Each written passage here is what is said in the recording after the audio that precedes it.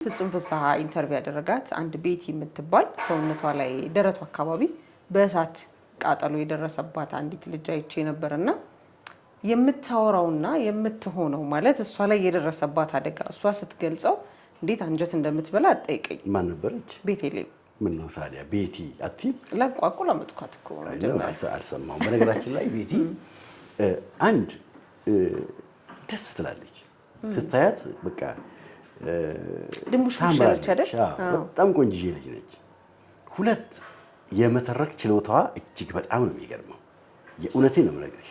ሶስት ታሪኩ በሷ ህይወት ላይ የተከናወነ ቢሆንም ታሪኩን ስትተርከው ሐዘኗ፣ ፈገግታዋ በስማ ኢሳይያስ በጣም ወዳሃታል። በጣም የአክቲንግ ተማሪዎች የእውነት እሱን ቢያዩት አክቲንግ ተማሪዎች ስል ሰዎች እኔን በኔጌቲቭ እንዲረዱኝ አልፈልግም። አክት እያደረገች ነው እያልኩ አይደለም። ግን እውነተኛ ስሜት እንዴት እንደሚገለጽ ማስተማሪያ ነው። እንባዋ በማልቀስና ባለማልቀስ መካከል የምታደርገው ትግል አንቺን ሐዘኑ እንዲሰብርሽ ያደርጋል እና ሐዘኗ ልቤን ነካው። ፈገግ ስትል ደግሞ የእውነት በጣም ነው የምታምረው። በእርግጥ ግን ቤቲ እንዳለችን ነው አካላዊ ጉዳቱ ማለትም የሚታይ አሁን እኛ እስካየነው ድረስ የሚታይ ነገር አልነበረም እና የስነ ልቦና ጉዳቱ ገዝፎ ነው አካላዊ ጉዳቱን በዚህ ልክ ከፍተኛ እንዲሆን ያደረገው። አሁን ይኸውልሽ አንዳንድ ጊዜ ሰው ያጣውን ነገር ነው በጣም የሚፈልገው እና እሷ ደረት ላይ ያለው ጠባሳ አንገቷ አካባቢ ወጥቶ አላየነውም።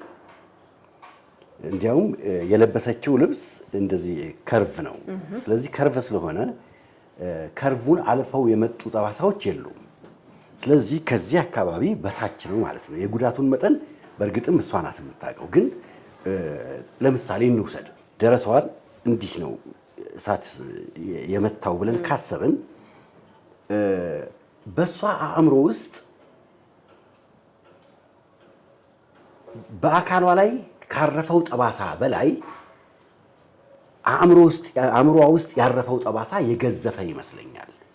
አሁን አንዳንድ ጊዜ በሰዓቱና በጊዜው ሳይኮሎጂካል ትሪትመንት ብታገኝ ለምሳሌ ኖርማል ነው ትላለች። ለምሳሌ ያክል እንውሰድ፣ የሰው ልጅ ውበት መገለጫዎች የምንላቸው አሁን አቤት ከሌኮ ተክለ ሰውነቱ እንዴት ያምራል እንላለን።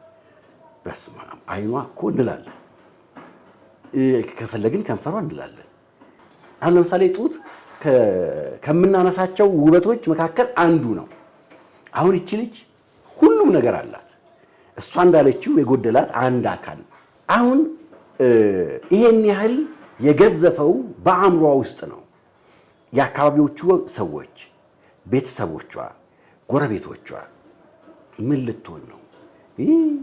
ግን አቀባበላችን ነው። በነገርክ ላይ አንድ አደጋ ወይ አንድ ጉዳተኛ ጋር ሲመጣ እኛ የምንቀበልበት መንገድ ነው። እሷ ይመስለኛል ከመጀመሪያውም ተሸማቀቀች። በህፃንነቷ ነው ያ ጉዳት የደረሰው። ከዛ አካባቢው ሰው እድሉን ሲሰጣት አይ ኖርማል ነው ምናምን ብትልና አካባቢው ያለ ሰው ወይ ቤተሰቦቿ ያ ነገር ተራ እንደሆነ ቢነግሯት። አሁን የውበት መገለጫ ነው ስንል ይሄ ተገላልጠን መሄድ ለሁሉም ሰው የውበት መገለጫ ነው ማለት አይደለም። ማለትም ያሳይ አሁን ለብሳ ያየናት ልብስ አለ አይደለ? እሷ የለበሰችውን አይነት አለባበስ እኔ ዛሬ እንደለበስኩት አይነት ፒትልሶች ከፍ ያለ ነገር ብትለብስ ጠባሳው አይታይም።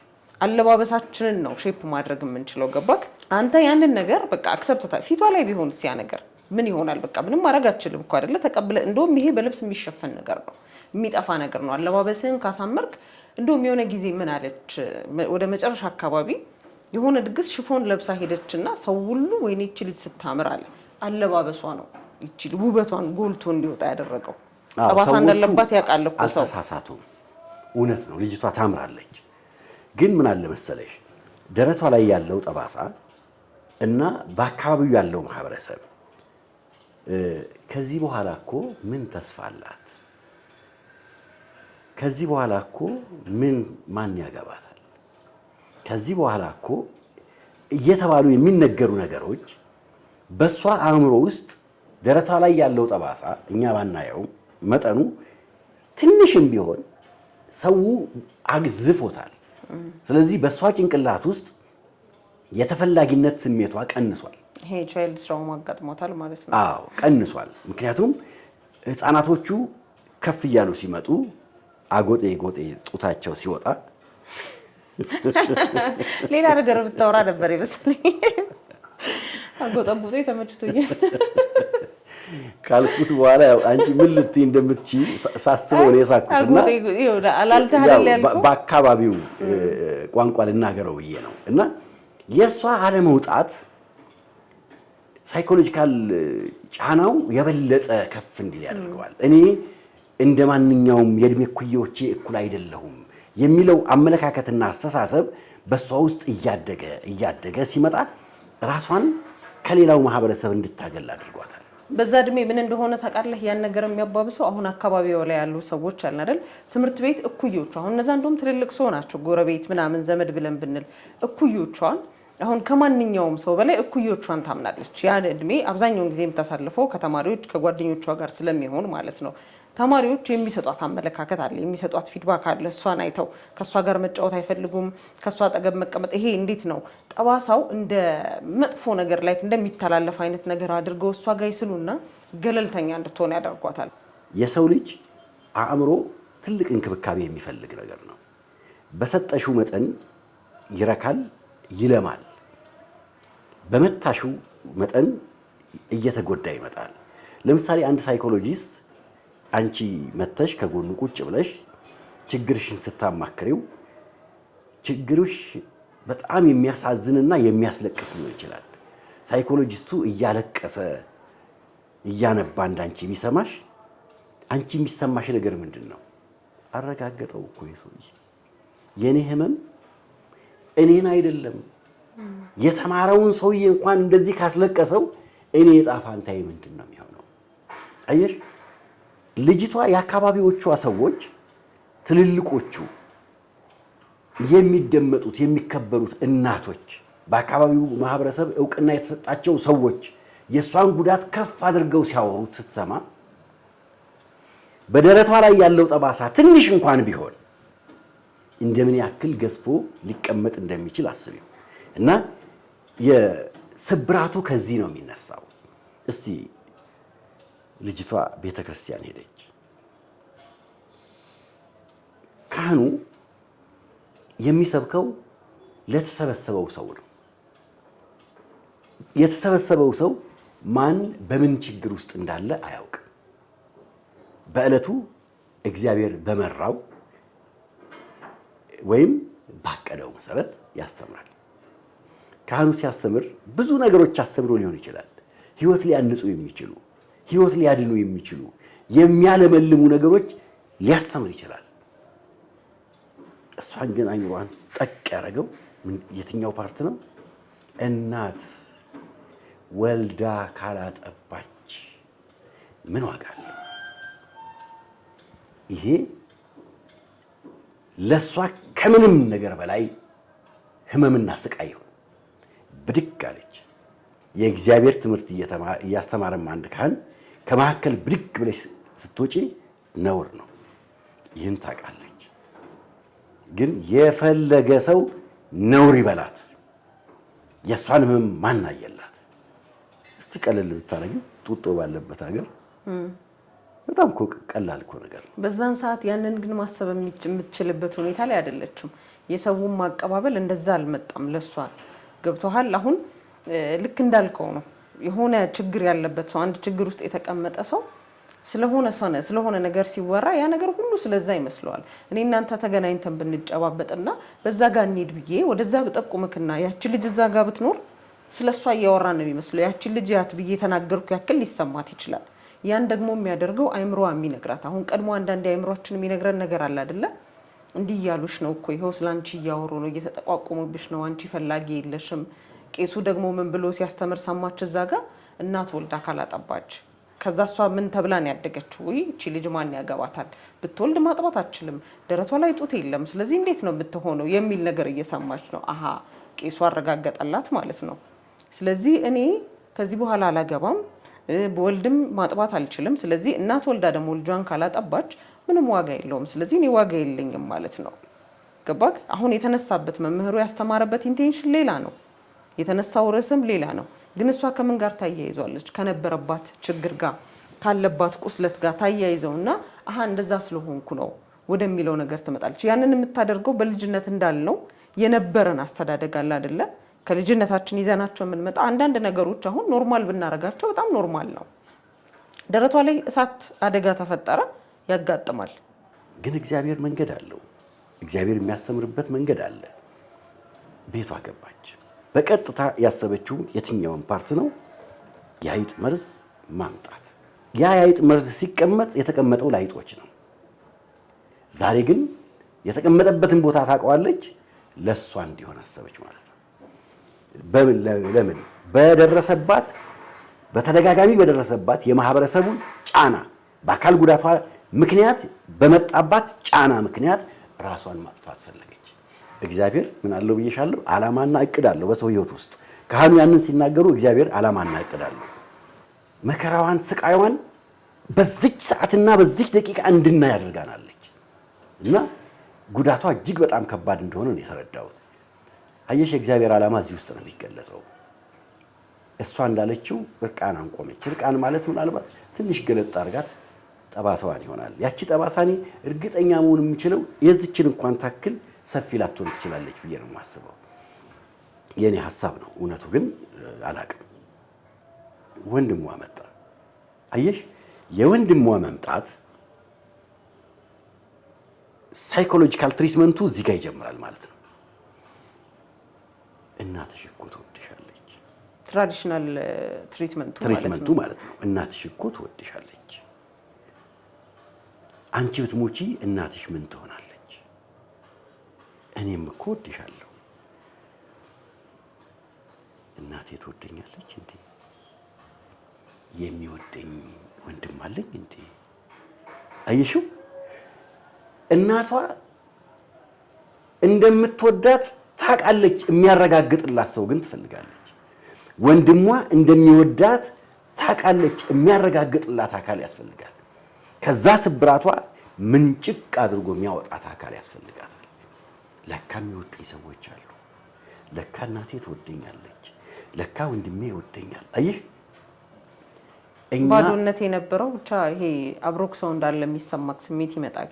ብቸኛ ነኝ፣ ባዶዬን ነኝ፣ ማንም ሰው አይፈልገኝም የሚለው ነገር ይጠፋና አትሊስት የምትኖርለት አንድ ሰው ይኖራል ማለት ነው። ይሄ ራስ ከማጥፋት እኔ ማንም አይፈልገኝም፣ እኔ ብኖር በሞት ማን ይጎዳል፣ ማን ይጠቀማል ከሚለው ሀሳብ ቢያንስ እናቴ እኔ በእኔ መሞት እናቴ ታዝናለች፣ እናቴ ትጎዳለች፣ ወንድሜ ይፈልገኛል ወደሚለው ሀሳብ ትመጣለች። ህይወቷን በአንድ ስቴፕ ከፍ ያደረጉ የህይወቷን ይሄ እንዴት ነው ተርኒንግ ፖይንት የነኩት የቀየሩት አንድ መነኩሴ ሴት ነበሩና ልክ እሳቸው ሲያናግሯት ግን ችግሯን ስትነግራቸው እሳቸው በተቃራኒ ፈገግ ነው ያሉት።